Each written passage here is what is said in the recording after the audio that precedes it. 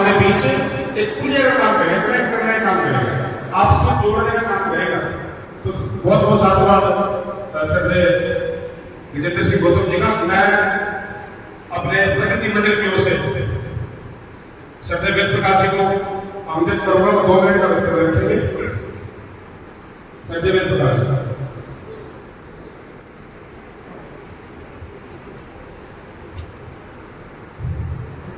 महाकारुणिक तथागत गुरु को नमन। बोधिसत्व बाबा साहब डॉक्टर भीमराव अम्बेडकर को नमन।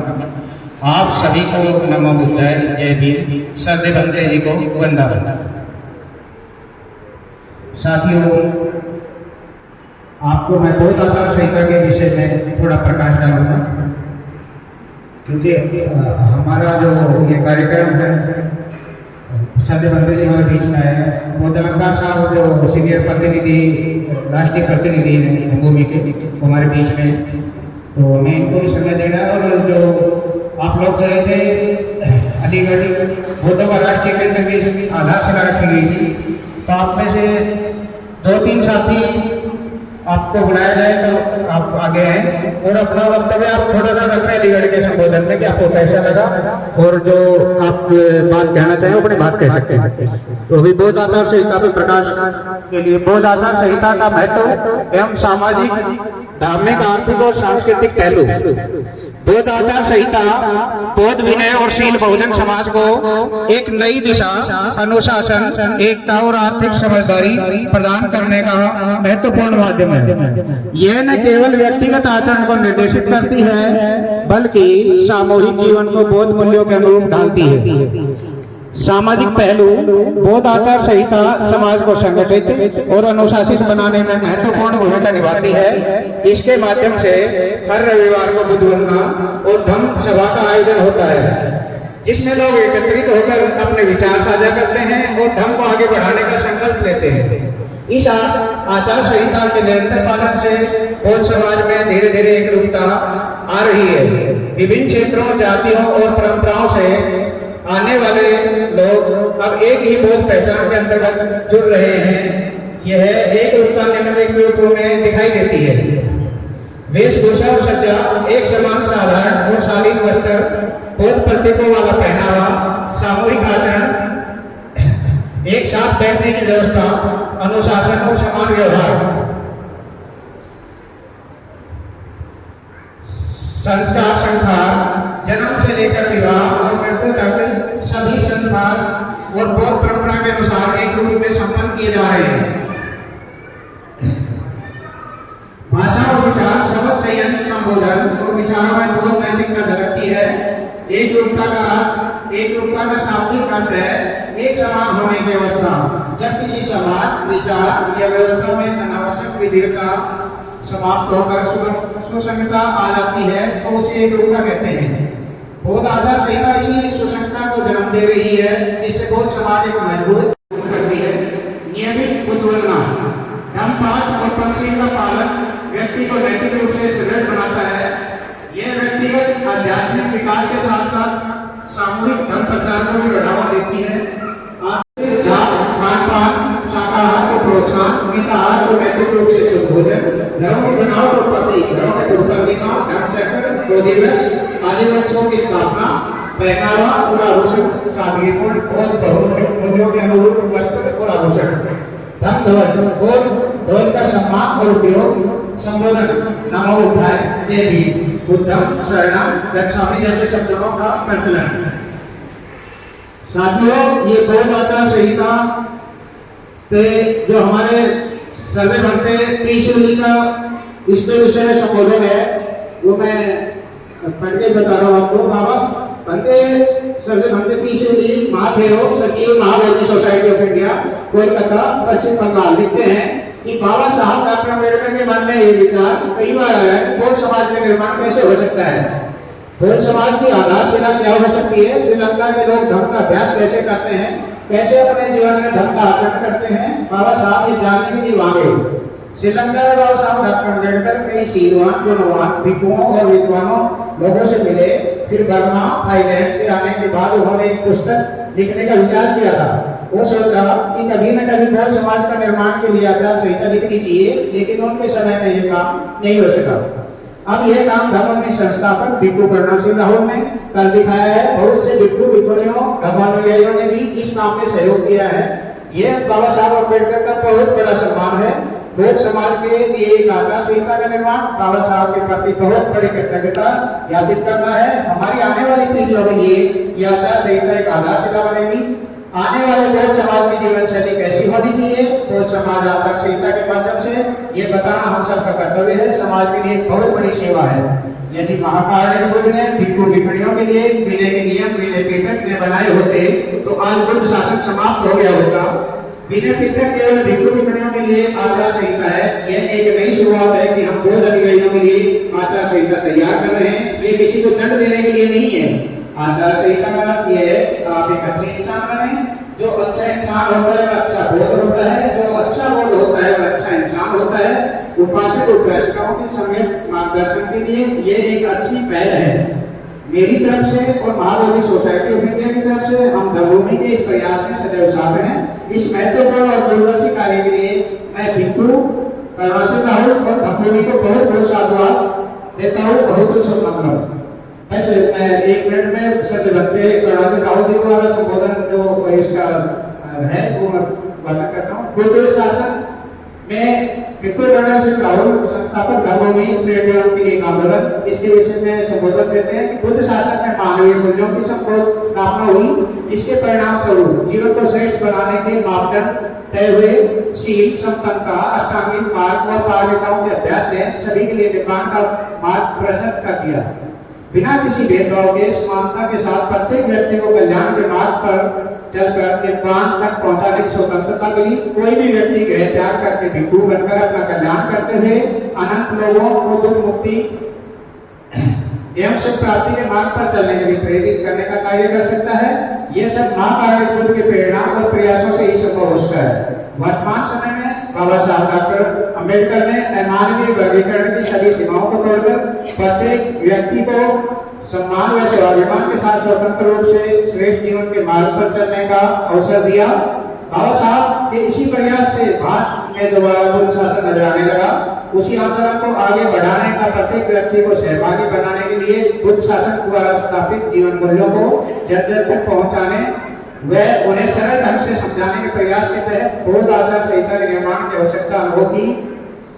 धर्मभूमि श्रेष्ठ जीवन के लिए एक आंदोलन के तहत योग्य भिक्खु भिक्खुणियों व विद्वान बौद्ध अनुयायियों के संयुक्त प्रयास से यह महत्वपूर्ण कार्य पूरा हो सका। बौद्ध आचार संहिता की उपलब्धता से प्रत्येक व्यक्ति को अपना जीवन श्रेष्ठ बनाने का अवसर मिलेगा, जिससे निर्वाण प्राप्ति का मार्ग सुलभ हो सकेगा। मुझे विश्वास है कि जीवन मूल्यों के आधार पर आचरण की श्रेष्ठता और कल्याण की भावना के साथ भारत में बौद्ध शासन एक बार पुनः स्थापित हो सकेगा। संपूर्ण भारत अपने गौरवशाली अतीत को दोहराएगा।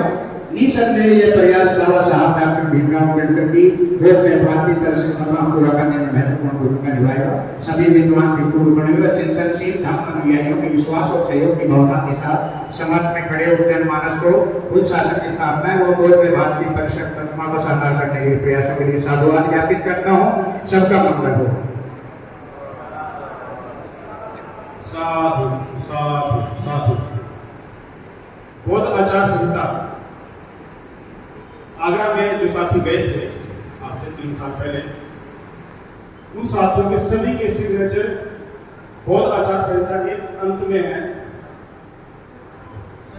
और ये जो बौद्ध आचार संहिता का निर्माण जो है डॉक्टर करुणा सिंह राहुल जी के नेतृत्व में, और हमारे बीच जो बैठे हैं श्रद्धावान उपासक राष्ट्रीय प्रतिनिधि मंडल की ओर से बुद्ध अलंकार बाबू जी, इन्होंने इसका संकलन किया है।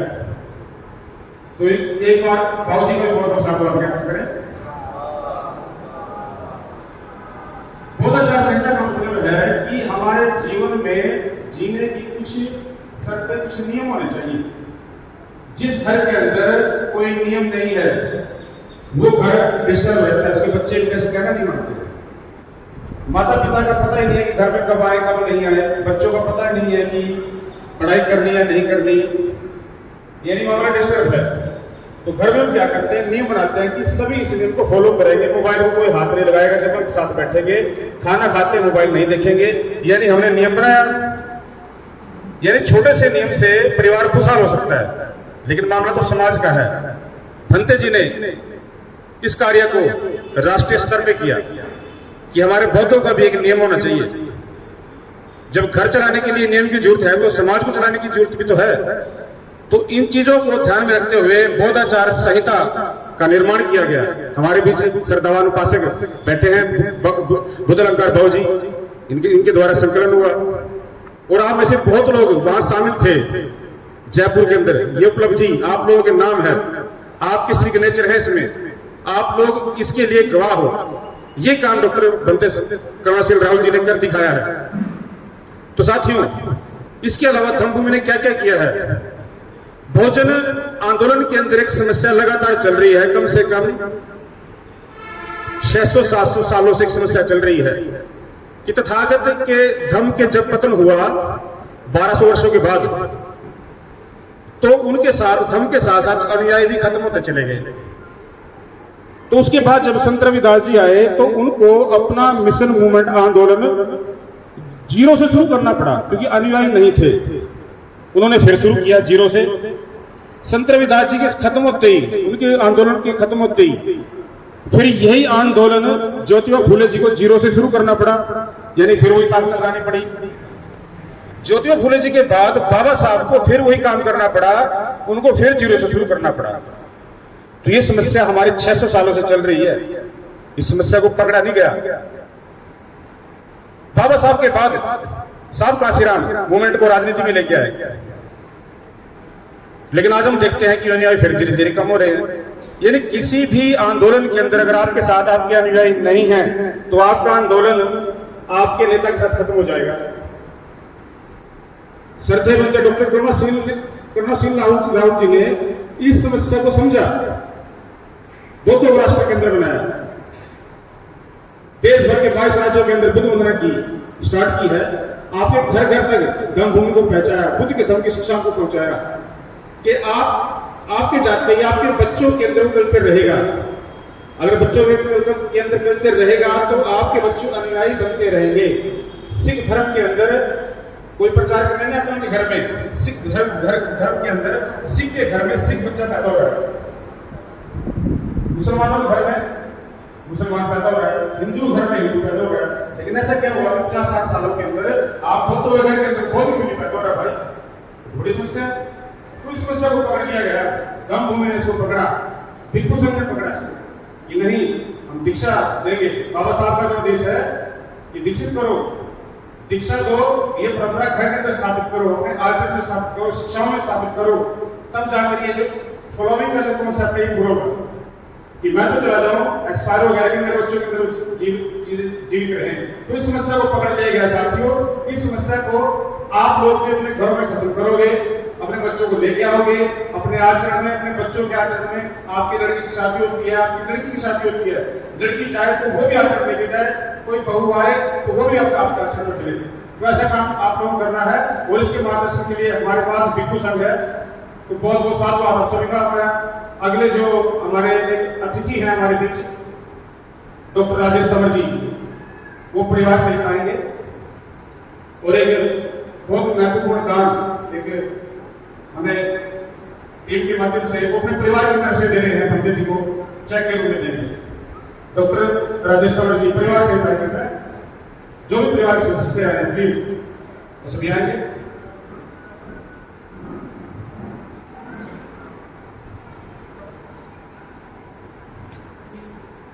बड़े बड़े राजा बन गए, बड़े बड़े अमीर लोग मिल गए, लेकिन जिन्होंने धम्म दान दिया है उनका नाम हुआ।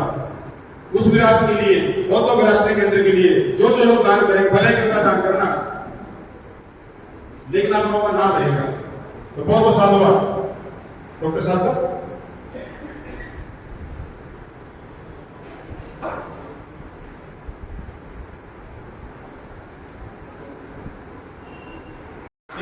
परिवार का बहुत बहुत साधुवाद। इस बौद्धों की विरासत में डॉक्टर साहब का जो ये दान है हमेशा स्मरण में रहेगा, याद रहेगा। महिला प्लीज आगे आ जाए, प्लीज बहन जी आप आगे आ जाओ, बहन जी आगे आओ आप।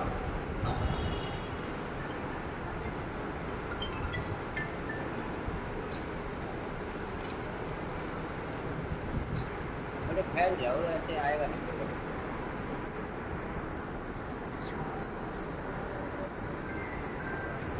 डॉक्टर राजेश कंवर जी व उनके समस्त परिवारगण पर तथागत और बाबा साहब के कृपा सदैव बनी रहे, इनका मन हमेशा निर्मल रहे, सदैव दान करे, इनका परिवार हमेशा तरक्की करे, इसके लिए बहुत बहुत साधुवाद।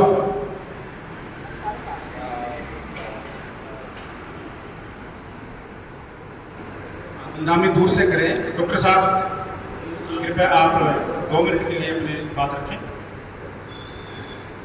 जय भीम नमो बुद्धाय। जय भीम नमो बुद्धाय सभी को। मेरी तरफ से छोटा सा प्रयास रहा है, कुछ अपने समाज के लिए, अपने सभी के लिए कुछ हो जाए मेरी तरफ से। बाकी कुछ ज़्यादा बोलना आता नहीं मुझे। सभी को जय भीम नमो बुद्धाय। डॉक्टर साहब को बहुत बहुत साधुवाद। इस तरह का दान हमेशा स्मरणीय रहेगा। दान देने का एक जो नियम है वो क्या है कि पहली बात याद रखें, हर व्यक्ति इसको याद रखे कि आप जब दान करें तो आपके मन में कोई राग ना पैदा हो। राग हम बार बार बात करते हैं, आसक्ति, अटैचमेंट, क्रेविंग, कि मुझे मान सम्मान चाहिए इसलिए दान करता हूं। नहीं, डॉक्टर साहब ने ऐसा नहीं सोचा, बिल्कुल भी इनके परिवार ने बिल्कुल भी नहीं सोचा। दान की भूमिका ऐसी इनके परिवार की तरफ से आई है। दूसरा नियम कि दान देते हुए आपके मन में किसी प्रकार का द्वेष पैदा ना हो कि उसने कम दिया या उसने ज्यादा दिया। तीसरा, दान ऐसा हो कि आपकी पॉकेट के ऊपर भाई न पड़े। चौथा, आपके परिवार के ऊपर समस्या न आए। पांचवा, आप अपने जीवन शक्ति को पूछ के दोगे दान। पांचवा, निरंतर दान करेंगे, भले 10 रुपए करो लेकिन निरंतरता होनी चाहिए हमारे समाज में। तो बहुत बहुत साधुवाद डॉक्टर साहब का। मैं अब कार्यक्रम की रूपरेखा आगे बढ़ाते हुए आज हमारे मुख्य अतिथि धमभूमि प्रतिनिधि राष्ट्रीय स्तर की जो हमारे मंडल उसकी तरफ से श्रद्धावान उपासक बुद्ध लंगर भाव जी को मैं आमंत्रित करता हूं, क्योंकि समय चल रहा है, बीत रहा है, तो 12 बजे का समय रखा है, लेकिन 12 बजे में 10-15 मिनट एक्स्ट्रा लग जाए तो साथियों आप थोड़ा सा आप ध्यान रखें। मैं बाबू जी को आमंत्रित करता हूँ। बाबू जी के लिए बहुत बहुत साधुवाद। बुद्धलंकार बाबू जी अलीगढ़ से हैं और पेशे से शिक्षक हैं। धमभूमि के अंदर एक प्रचारक हैं, प्रशिक्षण देने का काम करते हैं। मैं बाबू जी को काफी लंबे समय से सुनता हूँ। बहुत ही अच्छा वक्तव्य और शब्दों का चयन बाबू जी से हम लोग सीखते हैं। तो बाबू जी के लिए बहुत बहुत साधुवाद।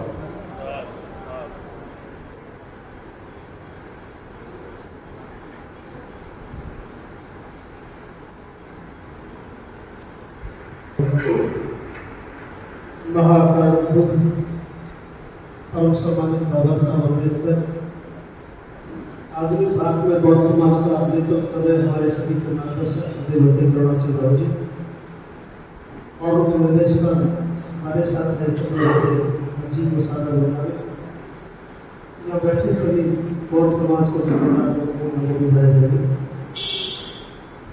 हमारे सज्जनों, आज का जो कार्यक्रम आप लोगों ने रखा है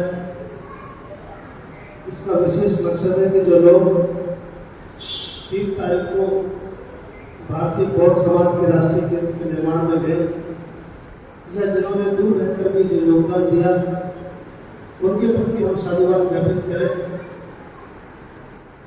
तो इसमें 2 बातें हैं। चूंकि आप धार्मिक कार्यक्रम के लिए अपना योगदान देकर आए, उसके लिए संजय भद्दे जी के निर्देश पर साधुवाद ज्ञापन करने का दायित्व संजय भद्दे जी करेंगे। मैत्री उपासक की हैसियत से कृतज्ञता ज्ञापन करने का मेरा दायित्व है। उसी संदर्भ में मैं आपसे बताना चाहूँगा कि बहुत दिनों के बाद इतिहास एक बार अपने आप को दोहरा रहा है। किसी आंदोलन में काम करने वालों को साधुवाद ज्ञापन करने की परंपरा एक सभ्य समाज का प्रतीक है। बहुत वर्षों के बाद कोई आंदोलन बनता है और आंदोलन तब बनता है जब कोई आदमी उसमें करता है। बाबा साहब डॉक्टर अम्बेडकर जो हमारे मसीहा है, उनका आपको वो समय हुआ जब समाज बिल्कुल एक मांस के लोमड़े की तरह था, गरीब था, असहाय था।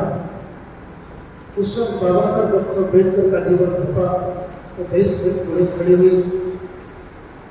ऐसे ही चाहे ज्योतिबा राव सभी हो, सभी संत महापुरुष रहे हो, तभी कोई मोमेंट खड़ा होता है जब किसी का जीवन लगता है। आधुनिक भारत में मान्यवर साहब काशीराम उसी संरचना के माध्यम से बहुत लोग आए, लेकिन आप किसी का नाम नहीं जानते होंगे, लेकिन साल को साल देश दुनिया के लोग जानते हैं। ऐसे ही आज इस काम को लेकर यहाँ बैठे आप, 3 तारीख में जो काम हुआ है, उसके बाद आज 31 मई को साधुवाद व्यापित करने के लिए ये बहुत ही विकसित और सभ्य समाज का तरीका है। क्योंकि जब भी हम अपने कार्यकर्ताओं का या योगदान करने वालों का कोई आंदोलन कंधे ठोकने का काम बंद कर देता है तो उनको रुक जाती है। लेकिन चूंकि आंदोलन है, इस सदी का सबसे महत्वपूर्ण आंदोलन है और उसका नेतृत्व का ये एक अच्छा लक्षण है कि वो उन तमाम लोगों के प्रति साधुवाद ज्ञापित करते हैं, उनके प्रति कृतज्ञता ज्ञापित करते हैं, जिनका आंशिक योगदान भी होता है उन सभी के प्रति। तो आज हम सब लोग 3 तारीख में शामिल लोगों के प्रति कृतज्ञता ज्ञापित करते हैं।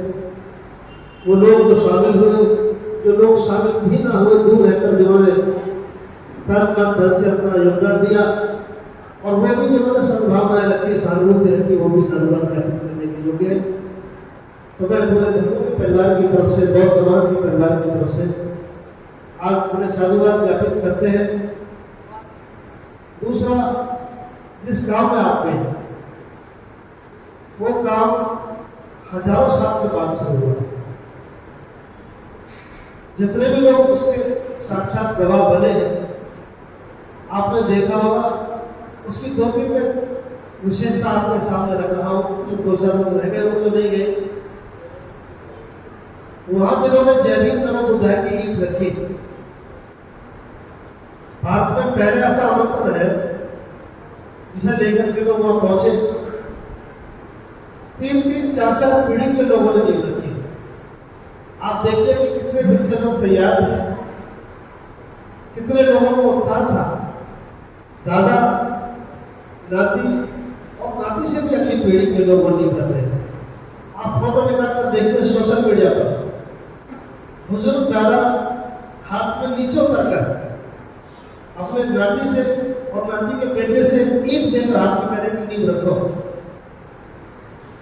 भले ही आज ये बात मामूली लग रही होगी, मैं आज आपको ईमानदारी के साथ बता रहा हूं, जब भी व्यवस्था निर्माण का इतिहास लिखा जाएगा, निश्चित खबर देंगे, इन पर शोध का कार्य होगा।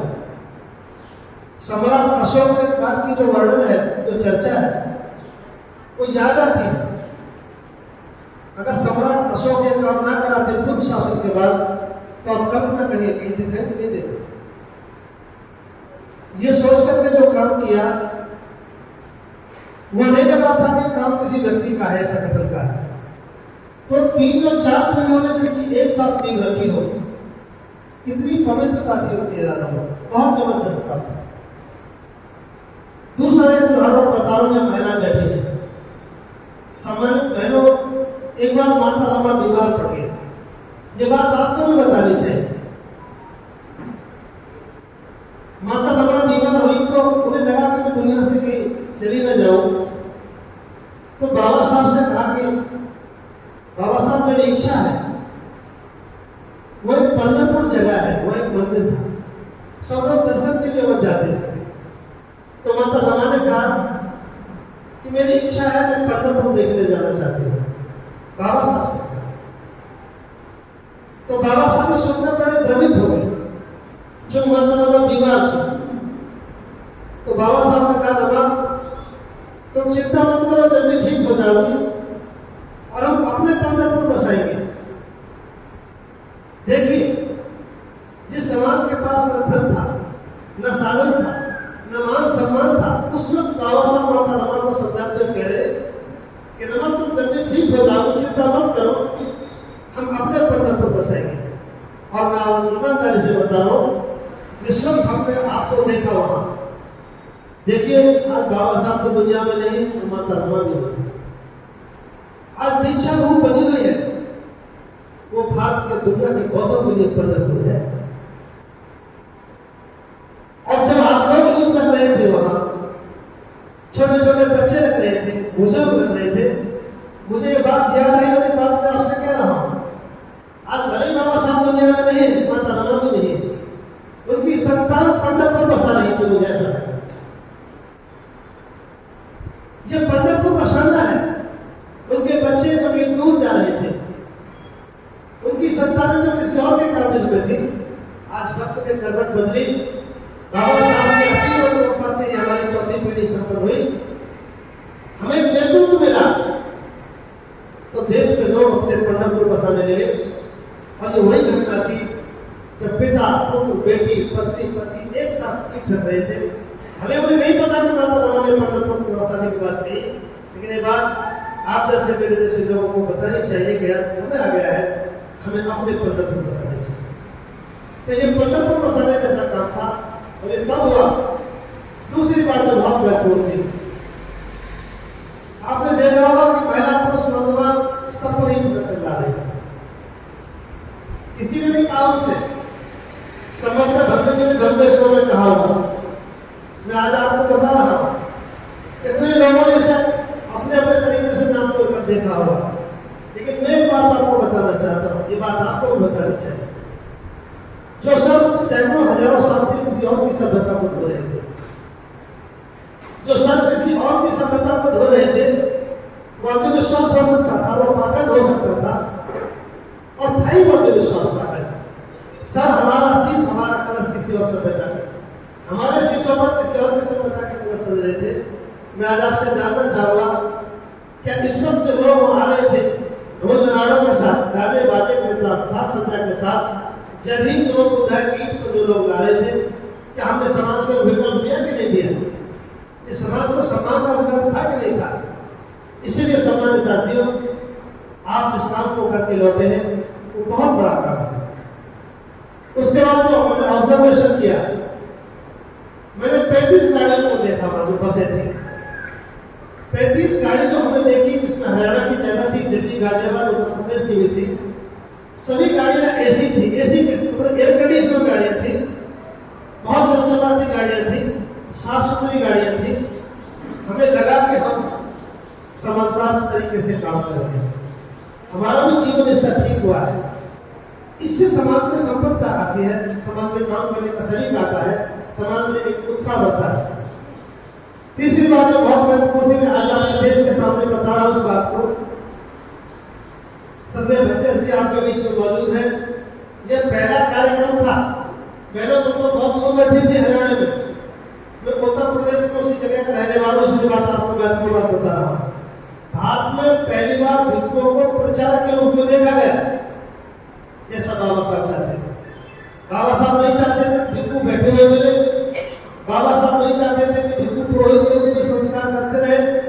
बाबा साहब भिक्षुओं को प्रचारक की भूमिका में देखना चाहते थे, और पहली बार भट्टे जी ने इन सभी भिक्षुओं को प्रचारक की भूमिका में देखने को मिला। और मैं कह सकता हूं, मैं सभी भिक्षुओं की तो बात नहीं करता, लेकिन भट्टे जी के प्रयासों से कुछ भिक्षु आलोचनाओं से बाहर निकले हैं और प्रचारक की भूमिका में काम किया है। रात दिन एक लगा करके काम हुआ, तब जाकर इतना बड़ा काम हो सका।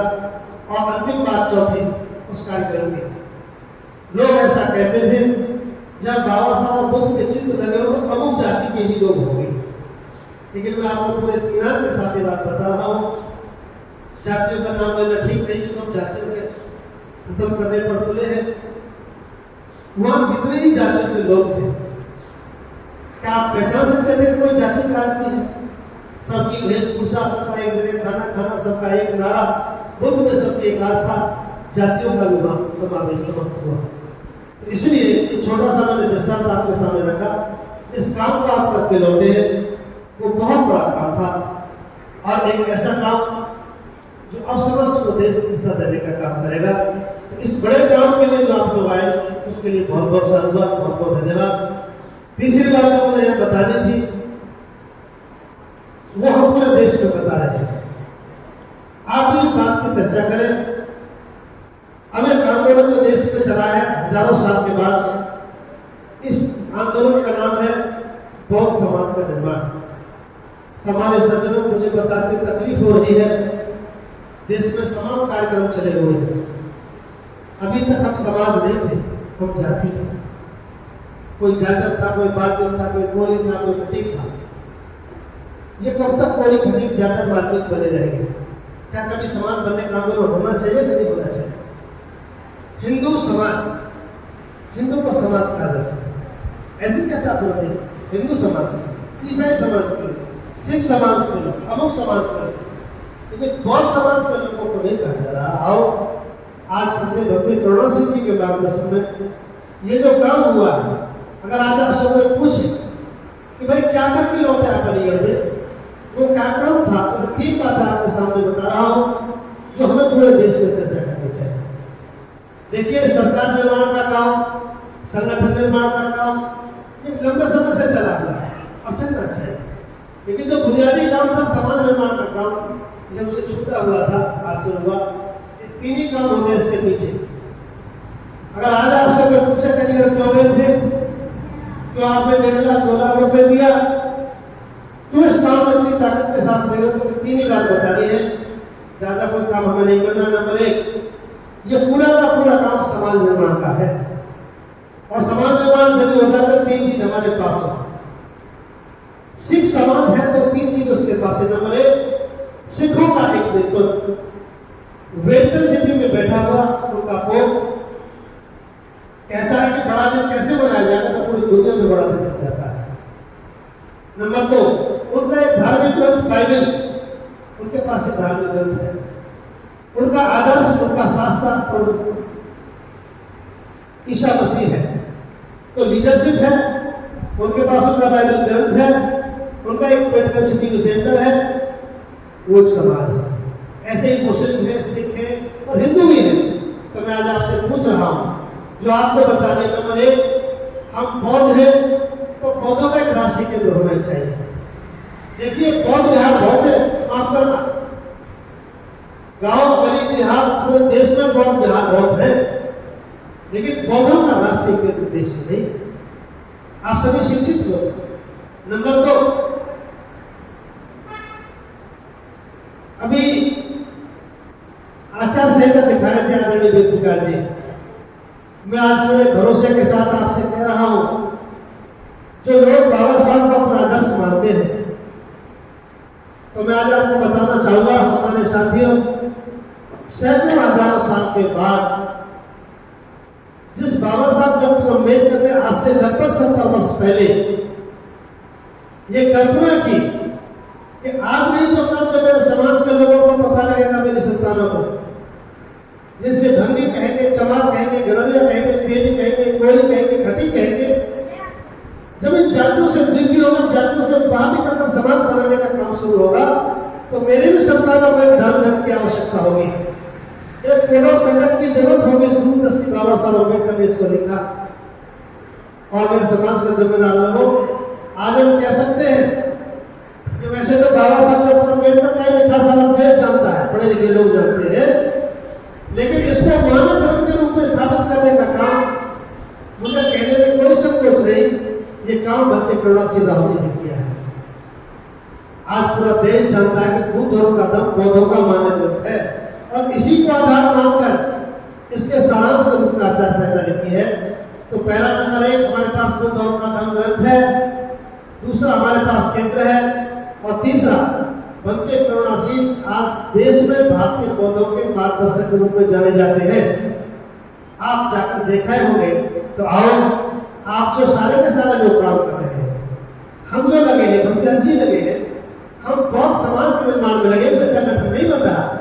बाहर से कोई गुजरेगा तो नहीं पूछेगा कि धर्मभूमि के लोग हैं, नहीं पूछेगा कि बीएसआई के लोग हैं, नहीं पूछेगा कि भारतीय बौद्ध समाज के लोग हैं।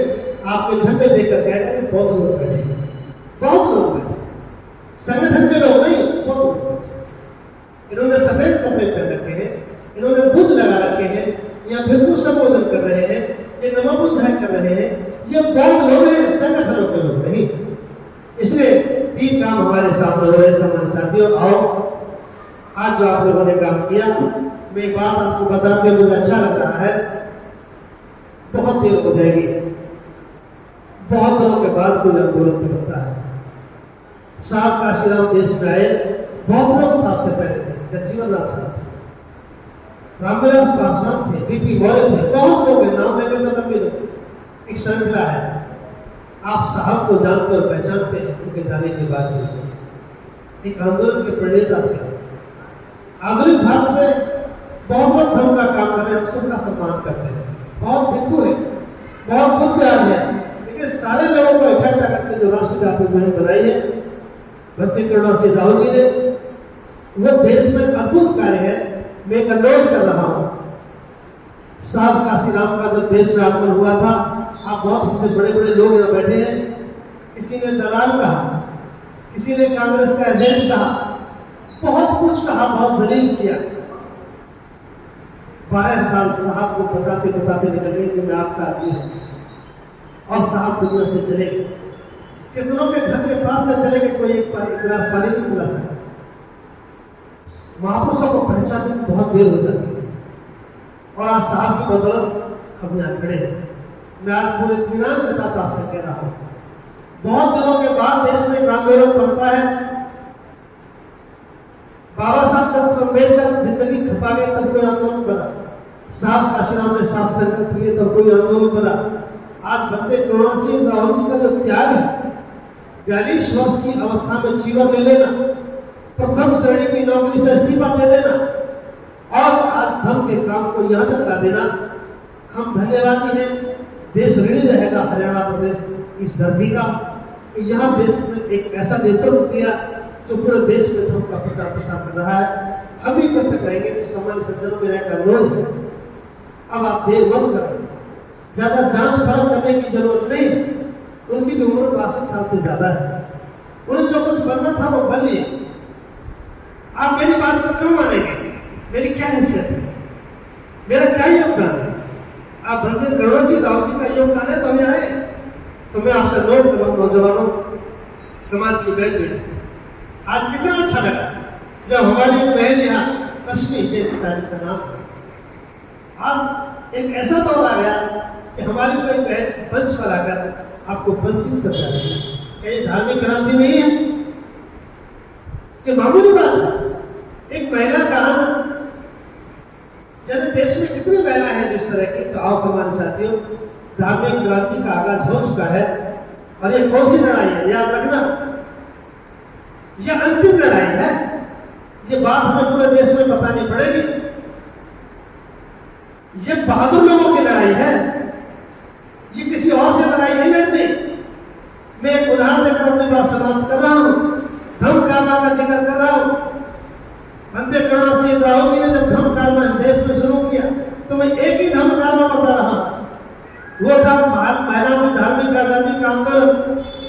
महिलाओं के केस कंपन हुए, महिलाओं ने केस करवाए, 3 दिन के लिए जीवन धारण किया, मंच पर पहुंची, हाथ में मशाल थी, मंच पर प्रदर्शन हुआ, और बंदे जी का जब संबोधन हुआ तो सैकड़ों महिलाओं ने चूड़ी उतारी, सैकड़ों महिलाओं ने मांग का सिंदूर पोंछा, सैकड़ों महिलाओं ने पैर के बिछुए उतारे। और जब इसकी स्क्रीन पर वीडियो चल रही थी, सारा देश फेसबुक पर देख रहा था, तो मैं एक बार बहन को बता रहा हूं, बाबा साहब के नारों से, नमो बुद्धाय के नारों से, जो हम ऊंचे ऊंचे नारे लगा रहे हैं, खूब सभाएं कर रहे हैं, दूसरी व्यवस्था पर कोई असर नहीं पड़ा। जब उसके प्रतीक उतरने लगे, जब उसका सिंदूर मिटने लगा, जब उसकी चूड़ियां उतरने लगी, तो पूरे देश में हलचल मची। ये कौन आदमी है जो हमारी व्यवस्था को इस तरह दूध कर रहा है? सामान्य साथियों, ये एक ऐसा आंदोलन है जो व्यवस्था से टकरा रहा है। लड़ाई यहीं से अंत होगी, क्योंकि हमारे शोषण की जड़ें इसी व्यवस्था में है, हमारे अन्याय की जड़ें इसी व्यवस्था में है, और पहली बार जड़ों पर चोट हो रही है।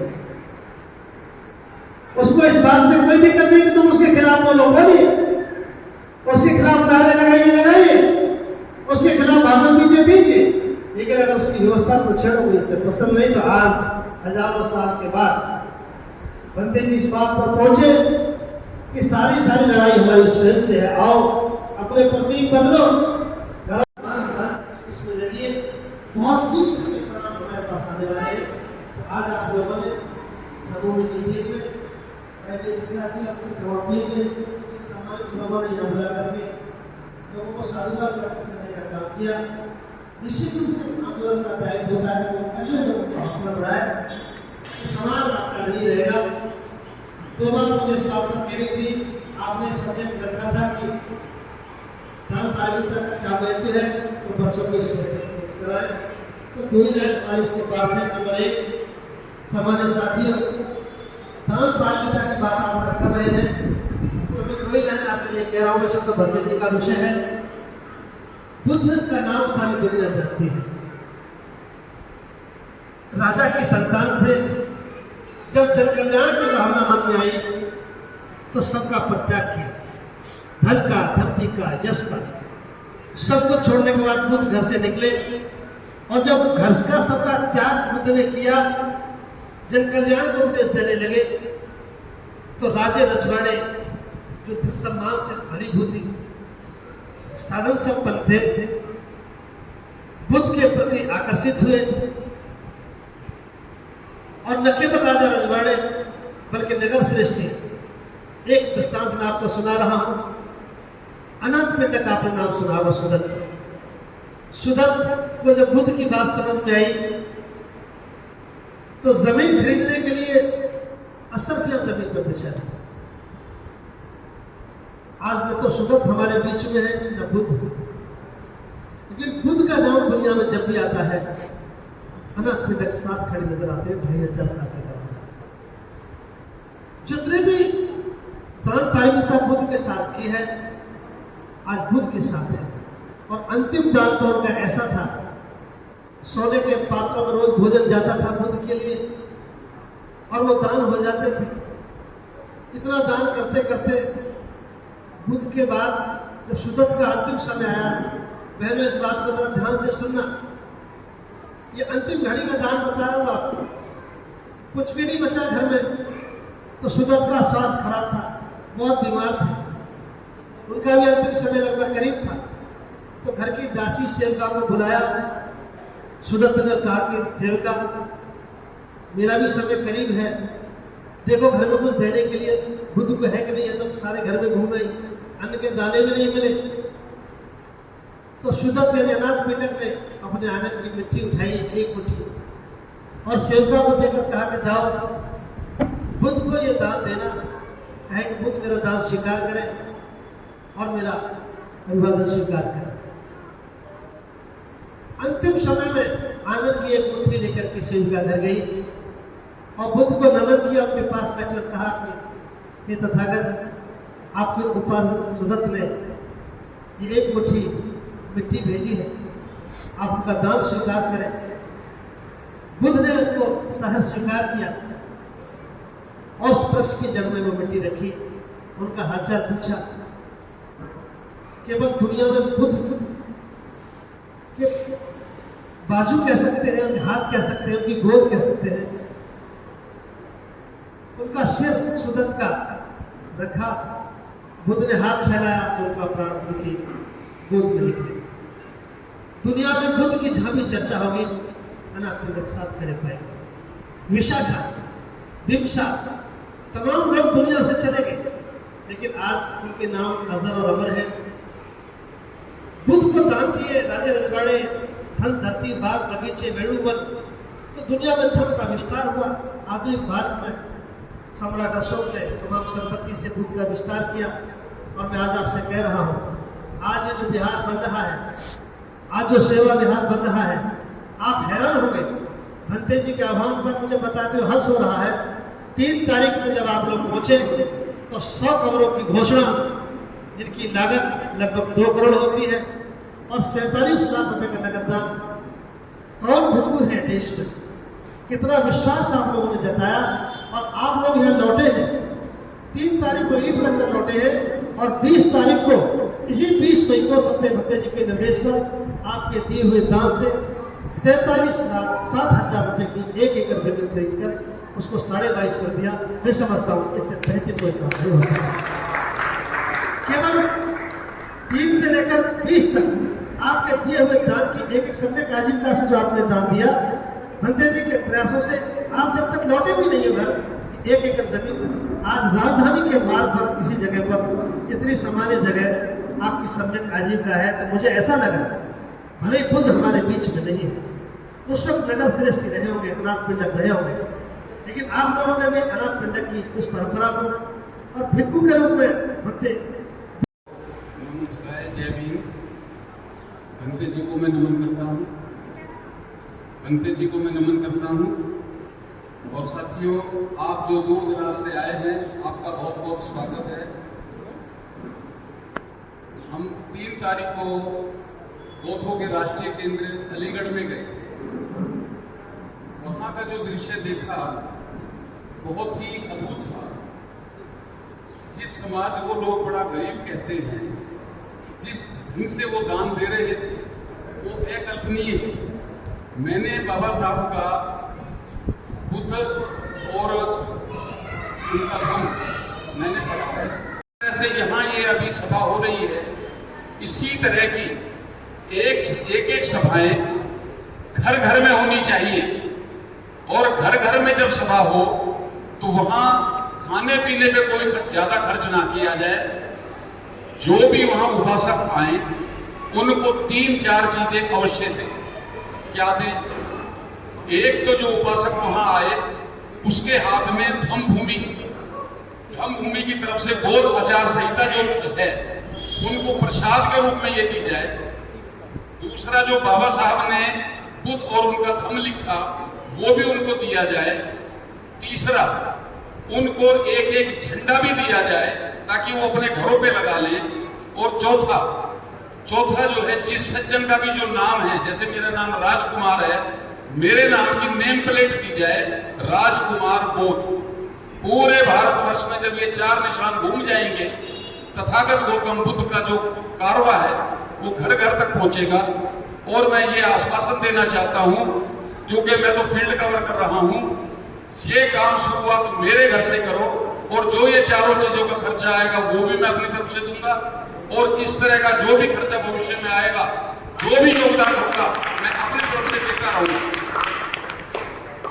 क्योंकि साथियों, एक अभी कुछ दिन पहले व्हाट्सएप मैसेज आया था कि जितनी भी अच्छी बातें थी वो सारी बताई जा चुकी हैं, अब उन पर अमल करना बाकी है। उसी मैसेज के माध्यम से और धम्म भूमि की तरफ से प्रेरित होके मैं ये आश्वासन देना चाहता हूं, जैसे कहते हैं कि भाई कण कण में वो बसते हैं, तो हमारी रोम रोम में और हमारे कण कण में, घर घर में धम्म भूमि हो, तथागत गौतम बुद्ध हो, राहुल जी हो और तथागत गौतम बुद्ध के विचार हो। आइए शुरुआत करो। मैं आपको निमंत्रित करता हूं, ये शुरू कर रहे हैं। मैं तन मन धन से, मैं, मेरा समाज, मेरा परिवार इसके लिए समर्पित है। आपने मुझे समय दिया, मैं आपका बहुत बहुत धन्यवाद करता हूँ। इस एप्लीकेशन को दोबारा सुनिए, हम बुद्धगंगा में डाल देंगे। संगो ऐप एप्लीकेशन को डाउनलोड कीजिए। धम्म भूमि के जितने कार्यक्रम गतिविधि है संगो ऐप पे आपको हर मिनट, हर सेकंड, हर घंटे में उपलब्ध रहती है। कहाँ कहाँ हमारे विहार है, कहाँ कहाँ श्रद्धेय बंते जी का कार्यक्रम है, देशनाएं हैं, इसे आप अवगत रहेंगे। दूसरा यह है कि इस एप्लीकेशन को डाउनलोड करने के बाद में श्रद्धेय बंते जी के बीआरसी टीम के जो श्रद्धेय बोधगंगा साहब है अलीगढ़ से, इनकी टीम के माध्यम से, बुद्धिस्ट रिसर्च सेंटर के माध्यम से जो हमारे गूगल मीट जारी होती है वो डेली प्रसारित होती है। आप में से कौन कौन गूगल मीट ज्वाइन करता है? इसका समय बता देता हूँ, 8 से 9 है, रेगुलर है, इसमें कोई छुट्टी वाला दिन नहीं है, संडे वगैरह। तो गूगल मीट पे ज्वाइन करिए। ये अच्छी यूनिवर्सिटी है धम्म भूमि को जानने, समझने और श्रद्धेय बंते जी से कनेक्ट रहने के लिए। कोई कंफ्यूजन नहीं रहेगा हमारे जीवन में कि पल पल की उसमें योजनाएं, खबर और बड़े साहित्य को, बड़े अच्छे अच्छे वक्ता और बड़े शोध के साथ उसमें 1 घंटे का समय में बोला जाता है। वो जब तक आप नहीं सुनेंगे, आप धम्म भूमि से कोसों दूर रहेंगे, मेरा मानना है। क्योंकि ये कार्यक्रम कभी कभार हो पाते हैं, देशनाएं बंते जी की कभी कभार गुड़गांव में हो पाती हैं, लेकिन हमारे घर तो डेली ऑनलाइन आ रही है देशना। तो हम 1 घंटे मोबाइल, टीवी से दूर रहकर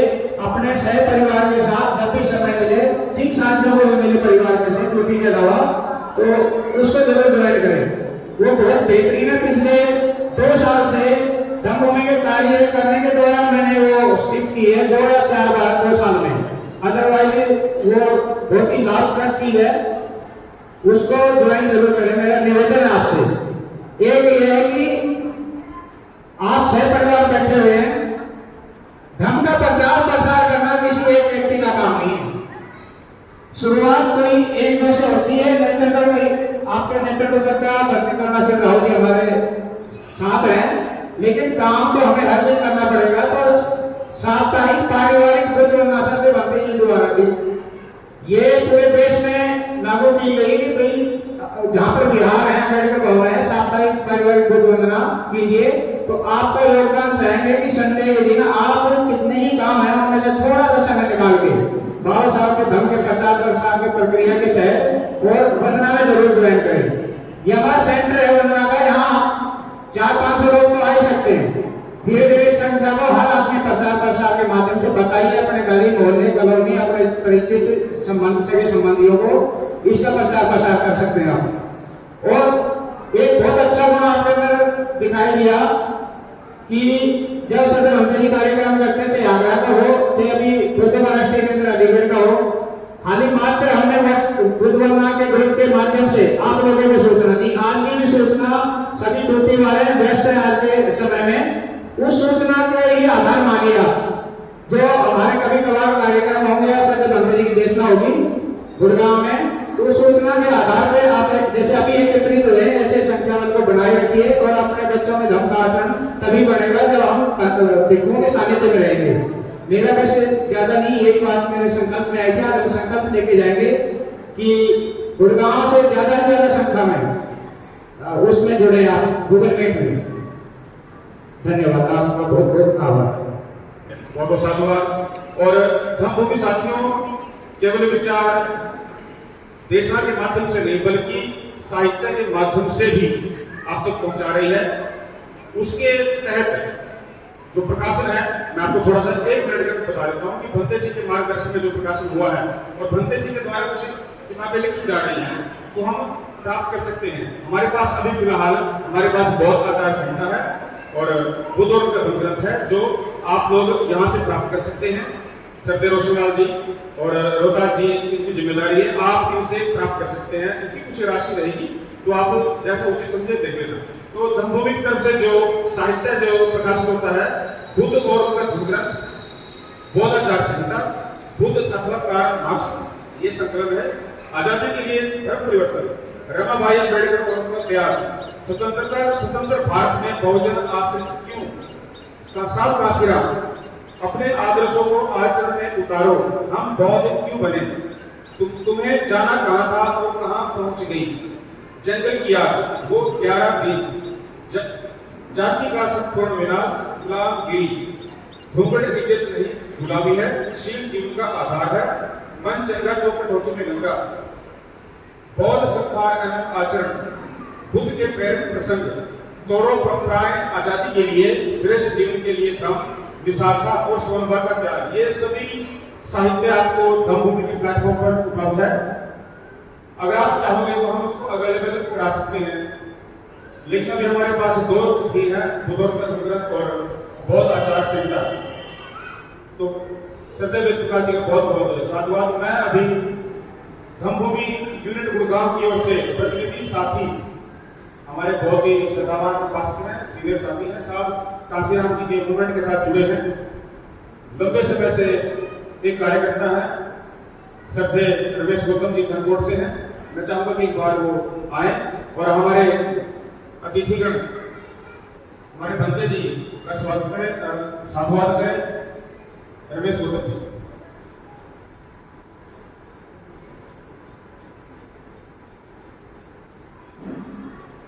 सभी उपासक पाठकों का दिल की गहराई से धन्यवाद।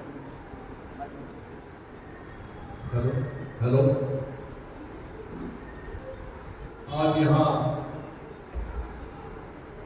सभी उपासक पाठशाला पहुंचे हैं जो अलीगढ़ के अंदर राष्ट्रीय केंद्र स्थापित हुआ भिक्षुओं के लिए रहने का, उनके स्वास्थ्य के लिए हॉस्पिटल का जो निर्माण है, उनके जो आप लोगों ने बढ़ चढ़ के दान प्रयोगिता के हिस्सा लिया, उनके लिए आपका बहुत बहुत धन्यवाद।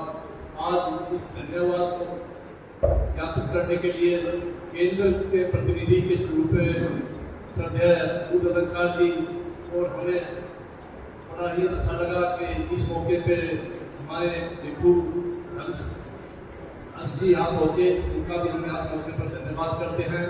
और जितने भी सारे साथी आए हैं, सभी से मेरा अनुरोध है कि हमारे यहाँ पर जो भी आपके